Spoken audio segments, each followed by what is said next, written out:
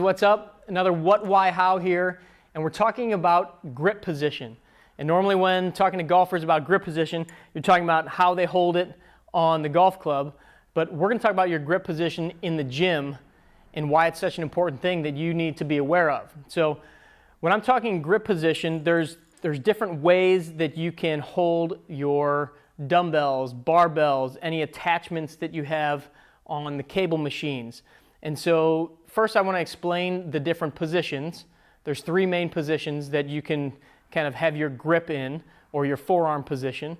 And then I'm going to show you how you can use that in a couple different rowing exercises and pressing exercises. So we've all seen the straight handle attachment at the gym that goes on the cable, and you can do all kinds of exercises.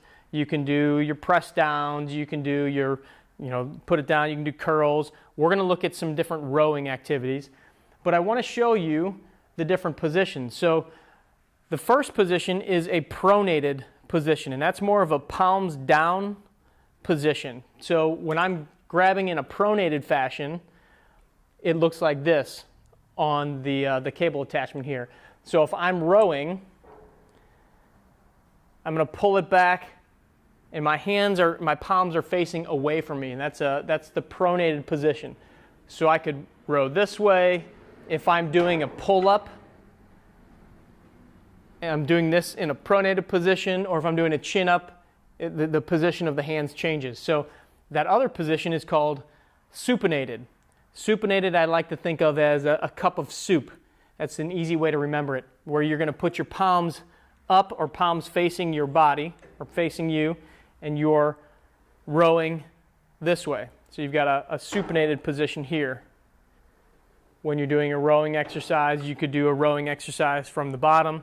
Again, you could do curls in a supinated position. You could do curls in a pronated position. So all of those are just different ways. Now, why is that important? It's because when you're doing these, it taxes the arm a little bit differently. It taxes the wrist, the forearm. So when I'm in a supinated position, many times I'm going to be taxing this side of the forearm a lot more.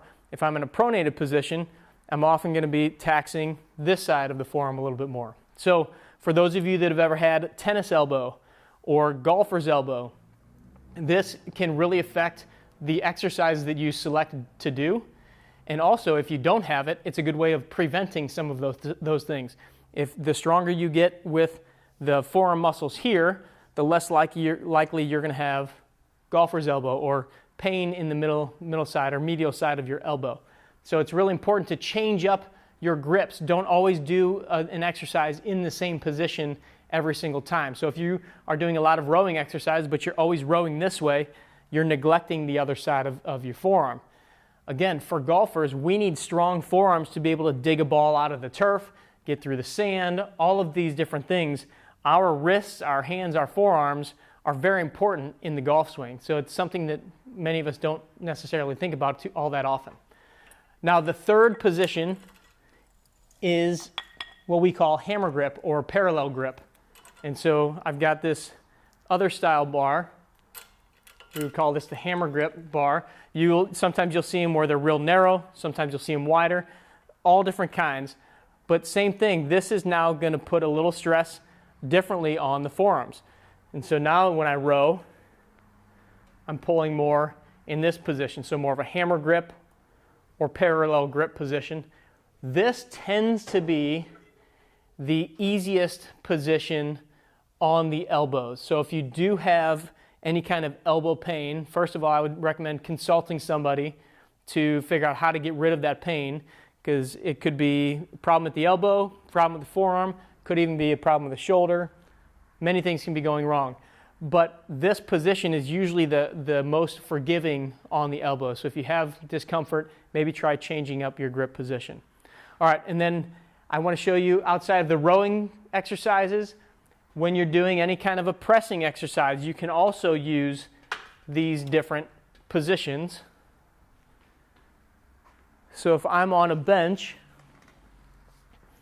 the three positions would be like this. This would be the hammer grip style or parallel. And you could just do them normally like that. This one's a little bit easier on the shoulders when you get in this position.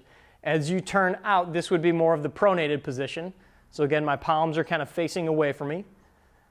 You do the press here, and that's going to kind of widen out the arms as you come down. It's going to give you a much bigger stretch in the chest. And it's also going to just put a little bit more stress and strain on the shoulders. And then you can do a supinated press as well. I don't do these as often, but you can change that up as well. This is going to really kind of get some of your triceps a little bit more. But just wanted to show you that there's different ways that you can change that. And it's not just going to change the angle of what's going on at your forearms. It's also going to change what's going on at the chest, or depending on if it's a rowing exercise, if it's hitting your upper back, your lats, or different areas there. So feel free to play around. Variety is very key in your exercise programs. So try changing up your grips a little bit, especially if you've had any elbow pain or wrist pain. It could definitely be a difference.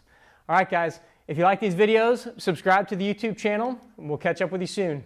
Train hard, practice smart, play better golf.